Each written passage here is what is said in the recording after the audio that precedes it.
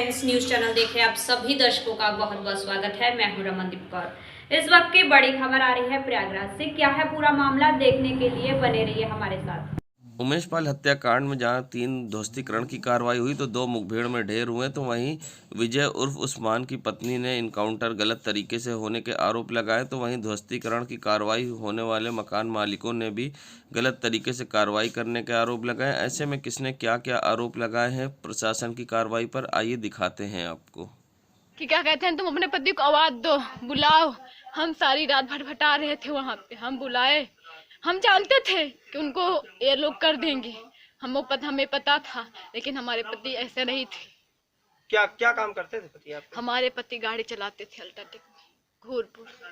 तो ये तो कह रहे हैं कि ये वहाँ 24 तारीख को इन्होंने उमेश पाल को गोली 24 तारीख को घर भी आए थे, ये हमको नहीं पता है, ये हमको नहीं पता है, लेकिन घर में ही थे। 24 तारीख को घर में ही थे, आए थे, घर में भी आए थे। काउंटर किया है, लोग जान के किए हैं। नोटिस नहीं मिली, ना ही हमारी कोई संलिप्तता है और ना ही हमारा उनसे कोई ताल्लुक। अगर एक कारतूस की सेल हमको बता दें चलें, अगर लाइसेंस दिए होंगे कोई आया हो तो अलग बात है, लेकिन अगर एक कारतूस बता देंगे कि हमारी कोई सप्लाई है, जो कहिए सही। तो नोटिस मिली थी? नहीं मिली। संबंध अतीक अहमद से नहीं, ये कहिए चकिया में हम लोग रह रहे हैं, इसकी सजा मिल रही है, और सबसे बड़ी सजा एक मुसलमान होने की। लेकिन जहाँ तक जब से ये रहते हैं यहाँ पर, हम पार्षद पिछले 5 सालों से हैं, अगल बगल किसी भी लोग से पूछेंगे, कोई भी ये व्यक्ति ये नहीं कहेगा कि ये व्यक्ति किसी भी गतिविधियों में शामिल होते हैं। सारे गद्दियों को खड़ा करा के गोली मरवा दे, इलाहाबाद के गद्दियों का काम खत्म हो जाए। आपसे कि चकिया में एक मकान श्री अतीक अहमद के नाम पर जो है गिराया जा रहा है, इसमें ये बात स्पष्ट करनी है कि ये मकान श्री अतीक अहमद का नहीं है, ये श्री ज़फ़र अहमद खां का ये मकान है, जो कि बांदा में एएनआई के पत्रकार हैं। उमेश पाल हत्याकांड में अब एक और बड़ी कार्रवाई हुई है, जहां इलाहाबाद विश्वविद्यालय के मुस्लिम हॉस्टल में आज पुलिस प्रशासन और इलाहाबाद विश्वविद्यालय प्रशासन ने बड़ी कार्रवाई की है। बता दें, यहां 107 कमरों को खाली कराया जा रहा है और सीलिंग की कार्रवाई की जा रही है। बता दें आपको कि उमेश पाल हत्याकांड में जहां सदाकत की संलिप्तता मिली थी और सदाकत को पुलिस ने हिरासत में लिया था, उससे पूछताछ में कई अहम खुलासे भी हुए थे, जिसके बाद पुलिस और आज इलाहाबाद विश्वविद्यालय के मुस्लिम हॉस्टल के अधीक्षक के द्वारा यहां पर कार्रवाई की जा रही है। बता दें, मुस्लिम हॉस्टल के अधीक्षक इरफान ने पहले भी बयान देते हुए बताया था कि उनको अक्सर धमकी मिलती है और अवैध तरीके से यहां रहने वाले लोगों को जब भी वे खाली कराना चाहते हैं तो रूम खाली नहीं करते हैं। मुस्लिम हॉस्टल के रूम नंबर 36 में ही सदाकत रहकर सारी गतिविधियों को अंजाम दे रहा था और यहीं पर सारी पुलिस के अनुसार कॉन्स्पिरेंसी रची गई थी, जिसके बाद आज ये बड़ी कार्रवाई करते हुए यहाँ 107 कमरों को सील किया गया है। और साथ ही मुस्लिम हॉस्टल के अधीक्षक इरफान ने बताया कि जो वैध छात्र होंगे उनको री अलॉटमेंट किया जाएगा और जो यहाँ अवैध तरीके से रह रहे थे उनको पर कार्रवाई भी होगी, और जो अवैध तरीके से रहते थे आज उन पर कार्रवाई करते हुए और खाली करा दिया गया है और 107 कमरों को सील किया गया है। ऐसे में मुस्लिम हॉस्टल के अधीक्षक इरफान का इस पूरे मामले पर क्या कुछ कहना है, आइए सुनाते हैं। सर, ये सदाकत का नाम आया था, हॉस्टल से जुड़ा हुआ था, इसीलिए प्रशासन के द्वारा, पुलिस प्रशासन और यूनिवर्सिटी प्रशासन के द्वारा ये कार्रवाई की जा रही है। सारे बच्चों का कमरे में ताले लगाए जा रहे हैं, सीलिंग की कार्रवाई की जा रही है, वैध और अवैध दोनों बच्चों को, और दोबारा री अलॉटमेंट बच्चों को किया जाएगा। जो वैध होंगे उनको, जो वैध होगा उनको, उनके खिलाफ एक्शन होगा, उनको बाहर जाएंगे, और जो लड़के लीगल हैं, वैध हैं, उनका अलॉटमेंट दोबारा किया जाएगा। तो उमेश पाल हत्याकांड के बाद से कार्रवाई हो रही है जी, उसी वजह से। परिचय बता दें। इरफान अहमद खान। हमारा छोटा भाई अशरफ जो बरेली में है, 5 दिन से जेल में, उन लोगों को चर्चित जो हत्याकांड इलाहाबाद में हुआ है, जी बोलिए चर्चित हत्याकांड जो इलाहाबाद में हुआ है, उसमें पूछताछ के लिए उनसे जेल से निकाल के उनका एनकाउंटर किया जा सकता है। हम ट्रांसफर के बहाने पूछताछ से जैसे भी, और वहाँ पर उनको टॉर्चर करके यही कहा जा रहा था कि वो इस चीज से बच नहीं सकता। सर, हम आपको वही बता रही हूँ, पूरा यही टॉर्चर किया जा रहा था। हमारी भाभी शाहिदा परवीन, जो मेयर के लिए जिनको प्रत्याशी बनाया गया है, यही टॉर्चर किया जा रहा था। मेयर के लिए उनको प्रत्याशी बनाया गया है। 10 साल से पूर्व मेयर हैं अभिलाषा नंदी जी ने हमारे भाई से करीब 5 करोड़ रुपया उधार लिया था। और जब हमारे भाई साहब सांसद जी गए जेल में तो ना वो उनका हम अपनी भाभी शाइस्ता परवीन के साथ गुजरात अपने भाई से मिलने गए थे तो भाई साहब ने यही कहा था कि शाइस्ता नंदी से हमारा उधार पैसा मंगवा लो। साजिश में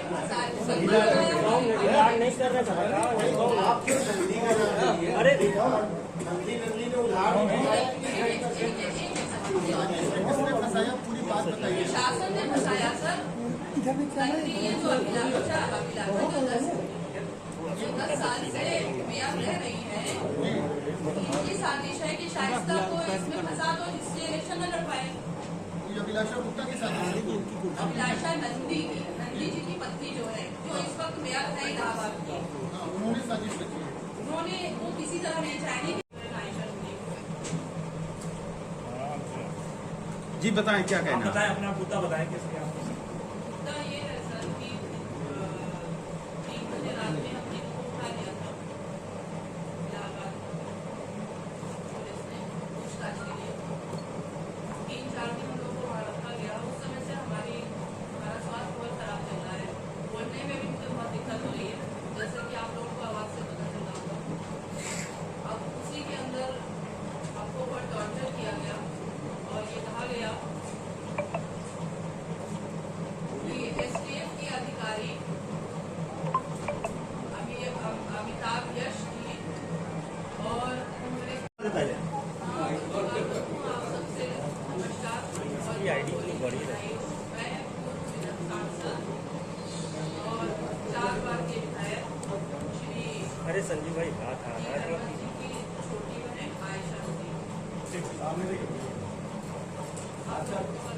थोड़ा सा पास होगी माइक पास करिए। हाँ बस। उस परिवार में उस समय अपने आप लोगों की वीडियो में देखा था कि वो आपस में परिवार में बहुत सख्त दुश्मनी चल रही है और वो जो इनकी हत्या हुई है वो हमारे भाई की गवाही में नहीं थे बल्कि उनका उसी समय किडनैप हुआ था सर। उनके परिवार की महिलाएं खुद बता रही हैं उस समय उनकी पत्नी और उनकी माता जी तो किडनैप और जो मालूमात आप लोगों को देना हो आप बाद में ले लीजिएगा। आप जो कीमती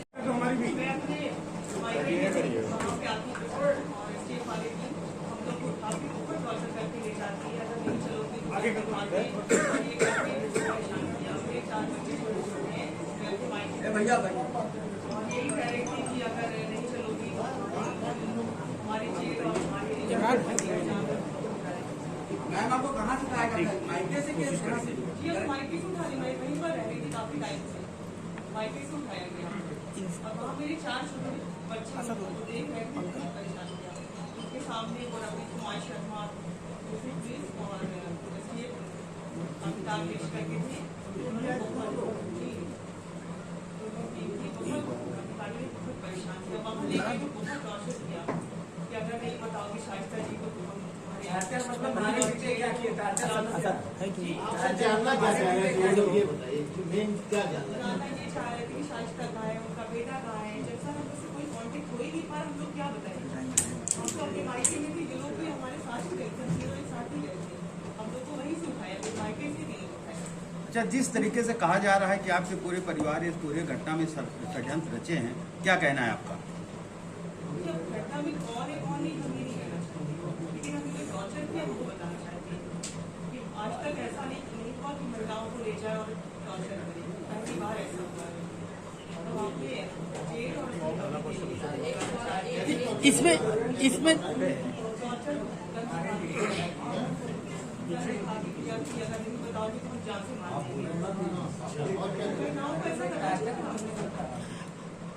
अच्छा उसमें जो आप बता रहे हैं कि असद ने फायरिंग की आपने देखा वो असद है या नहीं ये आप बता सकती हैं या नहीं?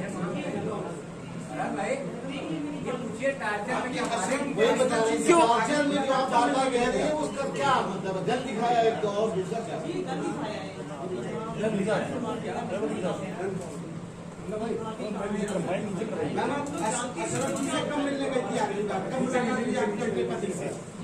आपके अपने पति से 1 साल हो गया मुझे। आप जेल में नहीं मिल रहे? नहीं, बस 1-2 बार गए, उसके बाद गए।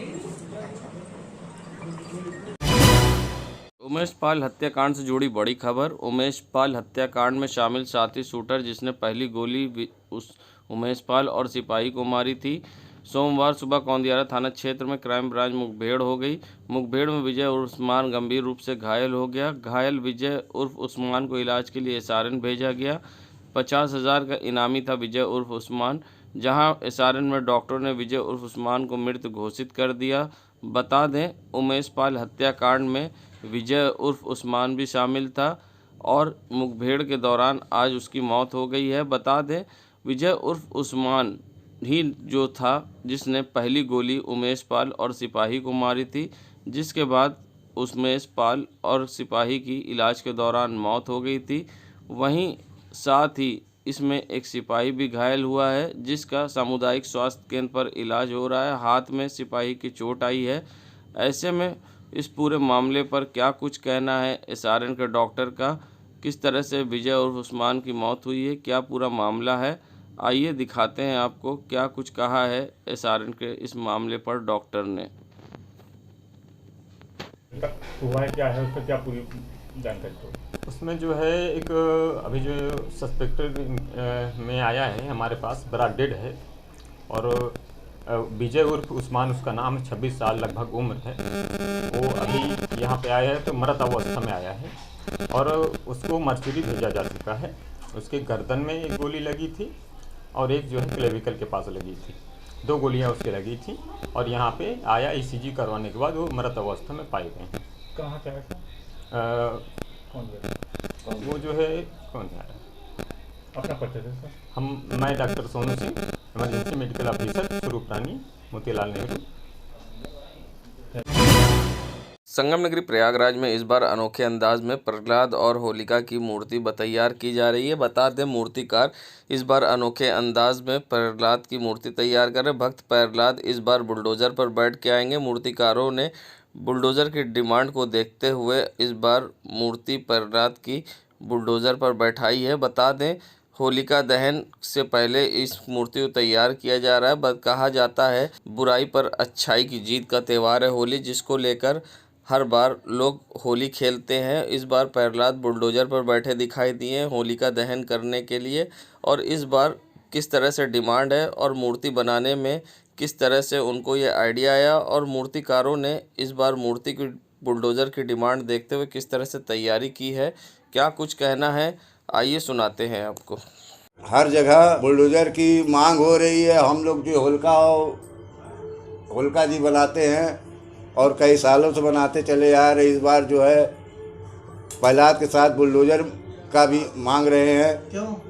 तो इस वजह से बुलडोज़र भी बनाए हैं और लोग ले जा रहे हैं। आपकी बार पहली बार बना रहे हैं। मांग बढ़ी है क्या? मांग बढ़ी है इस बार। क्यों? और क्योंकि बुलडोज़र भारी सब पे पड़ रहा है। योगी सरकार बुलडोज़र है, ये मांग भी बढ़ी है इसकी।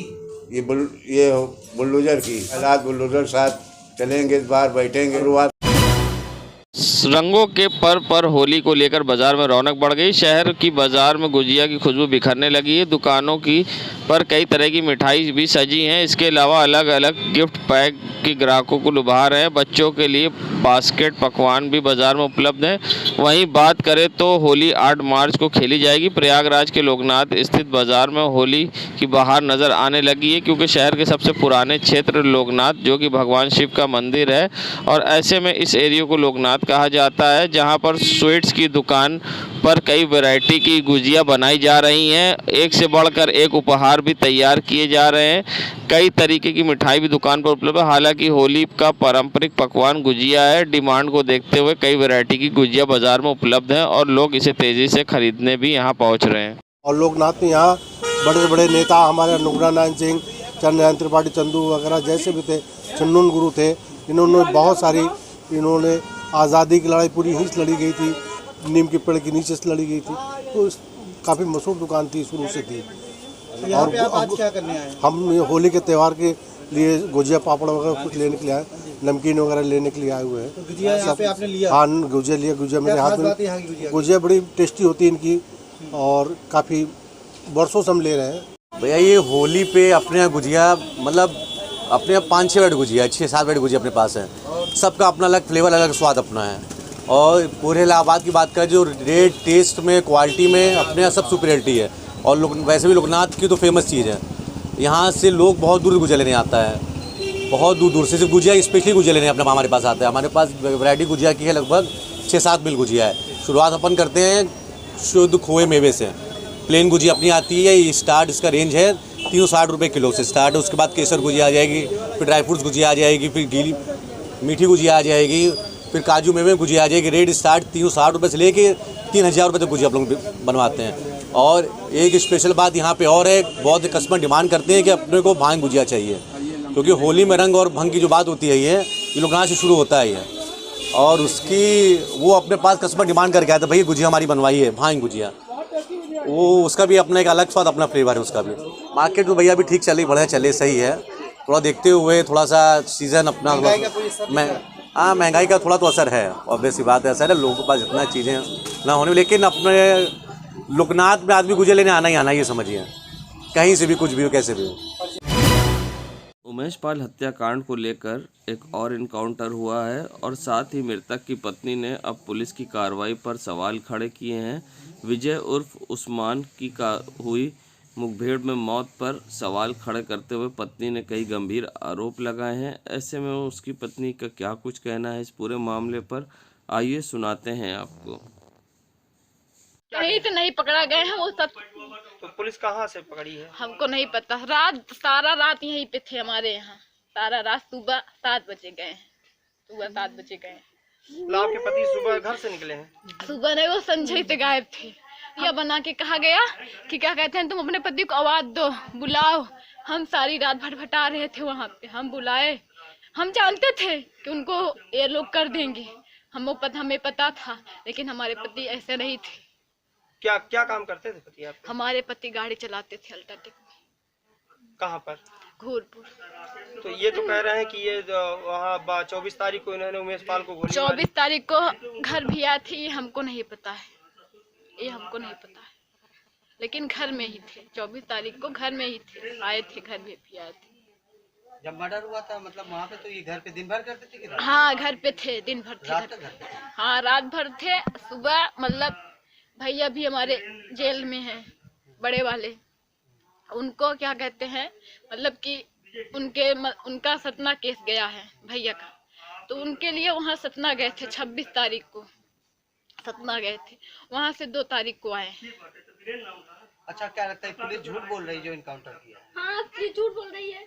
इनकाउंटर किया है, लोग जान के किए हैं। संगम नगरी प्रयागराज में हुए उमेश पाल हत्याकांड के बाद जहां एक बार फिर से पुलिस ने अपनी कार्रवाई तेज कर दी है। ऐसे में पुलिस ने अरबाज को मुठभेड़ में पहले ढेर किया था और कई ध्वस्तीकरण की कार्रवाई की थी, तो वहीं आज पुलिस ने एक और अभियुक्त विजय चौधरी उर्फ उस्मान को मुठभेड़ में ढेर कर दिया। ऐसे में पूर्व मंत्री सिद्धार्थ नाथ सिंह ने प्रतिक्रिया देते हुए बड़ा बयान दिया। क्या कुछ कहा, आइए सुनाते हैं। और हमारे मुख्यमंत्री जी ने कहा था कि हम मिट्टी में मिला देंगे, और मिट्टी में जो मिला देने की बात कही थी, सदन में कही थी, तो जो कथनी और करनी है उसमें कोई अंतर नहीं है। और भारतीय जनता पार्टी का संकल्प पत्र भी उठाएंगे तो उसमें भी गुंडों और माफियाओं के प्रति जो सरकार है भारतीय जनता पार्टी की, वो जीरो टॉलरेंस की नीति रखेगी। और उसी जीरो टॉलरेंस की नीति के तहत उत्तर प्रदेश को गुंडों और माफियाओं से मुक्त किया जा रहा है। और ये जो दूसरा जो शूटर है जिसको आज ढेर किया गया है एनकाउंटर में, जिसका नाम उस्मान है, उसको भी जो है उसी के दिशा में ही, उसी दिशा में कार्रवाई हो रही है। और मैं मानता हूं कि ये बड़ी कार्रवाई है और सफलता है पुलिस की, और साथ ही साथ जवाब भी है उन विपक्षियों को जो प्रश्न उठा रहे थे कि 10 दिन से उत्तर प्रदेश की सरकार ने अभी तक क्या किया है। जब कार्रवाई करते हैं और ठोस कार्रवाई करते हैं तो दिन नहीं गिने जाते, रिजल्ट देखा जाता है। तो आप रिजल्ट देखिए और ठोस रिजल्ट देखिए, जो कि योगी आदित्यनाथ जी ने सदन में कहा था कि हम मिट्टी में मिला देंगे इन गुंडों और अपराधियों को। वो अंजाम तक की तो पहुंचाएंगे। अभी तो आखिरी पन्ना उमेश पाल के हत्या पे लिखा नहीं गया है, और वो सरकारी लिखेगी और वो योगी सरकार ही लिखेगी आखिरी पन्ना, और वो न्याय का होएगा। उमेश पाल शूटआउट के वक्त बदमाशों ने जिस तरह से बेखौफ होकर बिना नकाब पहने गोलियां बरसाई थी, उससे जांच एजेंसियों का शक गहराता जा रहा है। जांच एजेंसियों की रडार पर छोटा राजन गिरोह से जुड़े अंबेडकर नगर के रहने वाले खान मुबारक, जेल में बंद जफर सुपारी, प्रयागराज के राजेश यादव और बच्चा फांसी के साथ सुल्तानपुर जिले के रहने वाले आज़ाद अंसारी उर्फ नाना के साथ कई अन्य लोग भी हैं। आज़ाद अंसारी उर्फ नाना कुछ सालों पहले प्रयागराज जेल में बंद था। उसने प्रयागराज की जेल में रहते हुए मुंबई के भिवंडी इलाके में केबल कारोबारी संतोष शेट्टी पर फायरिंग कराकर 25 लाख रुपए की रंगदारी मांगने की साजिश रची थी। एसटीएफ ने आज़ाद उर्फ नाना के 3 साथियों सलीम और शेखू, इंद्रेश और रमेश बिंद को मुंबई चोरी की गई बुलेरो कार के साथ गिरफ्तार किया था। छोटा राजन कुछ गुर्गे प्रयागराज 15 साल पहले पोस्ट ऑफिस लूटकांड को अंजाम दिया था। वहीं खान मुबारक ने क्रिकेट मैच में विवाद के दौरान महज 16 साल की उम्र में हत्या की थी। ऐसे में सूत्रों के मुताबिक एसटीएफ की यूनिट कई एंगल से अंडरवर्ल्ड कनेक्शन पर फोकस करके जांच आगे बढ़ा रही है। संगम नगरी प्रयागराज जहां होलिका दहन होना है और ऐसे में होलिका दहन की तैयारी शुरू हो गई है, तो नज़ारा है करेली के मस्तान मार्केट चौराहे का, जहां चौरसिया चौराहे के पास होलिका दहन के लिए लकड़ियां इकट्ठे की गई हैं और कुछ ज़्यादा ही लकड़ियां यहां पर इकट्ठा हो गई हैं। जब आग की लपटें उठेंगी तो जिससे कोई बड़ी दुर्घटना भी हो सकती है। और सबसे बड़ी बात कि जहां लाखों रुपए से अभी सड़क बनाई गई है और जहां सरकार के द्वारा अपील की गई कि डामर रोड पर होलिका दहन ना किया जाए, उसके बावजूद यहां पर होलिका दहन हो रही है और हाल ही बनी लाखों रुपए से सड़क भी खराब होगी। और सबसे बड़ी बात कि आग की जब लपटें उठेंगी तो ऐसे में कोई विकराल रूप न धारण कर ले, जिम्मेदारों की लापरवाही के कारण हो सकती है बड़ी दुर्घटना। होलिका दहन के लिए इकट्ठा की गई लकड़ियां, रास्ता हुआ प्रभावित और आने जाने का मार्ग हुआ बाधित। देश दुनिया की खबरों के लिए world media times news channel को सब्सक्राइब करें।